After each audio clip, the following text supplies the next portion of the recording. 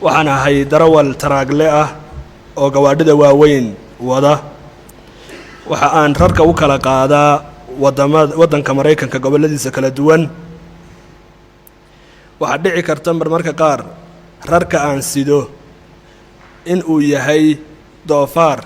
ama khamri waxa laga yaabaa inaan aniguna waqti u waayo si aan u fiiriyo oo aan u xaqiijiyo rarka aan sidaa waxa uu yahay haddii aan alaabta noocaas aan qaado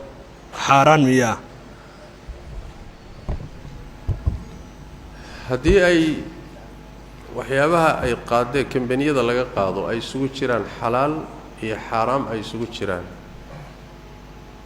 malahaaguna ay u badan tahay inay xaraan meesha soo gali karto intaadan qaadin waa inaad iska hubiso waxani wuxuu yahay inaad iska hubiso waa haddii aadan iska hubinin oo sidaa ku qaado waad gaabisay wabitaali waxa aad qaaday dambi iyo khaladna waad gashay waxa ka soo galayna xaraan ku noqon xalaal ku noqon maayo waa inaad isdhaafiso iska sadaqayso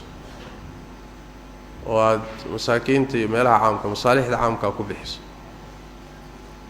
haddii kaleeto ay ku furantood heli kartana waa inaad marka horeba kambaniyada la tacaamulayso u sheegto waxaad qaadi kartay waxaad qaadi kareen haddii suurtagal ku tahay haddayna suurtagal ku ahayn rarka aad qaadayso iska hubi hadiiba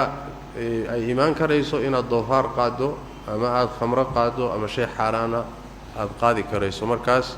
waa inaad iska ilaaliso waa iska hubiso haday dhacdana waana inaad ilaahay dambi dhaaf weydiisato wixii ka soo galayna isdhaafiso waa والله أعلم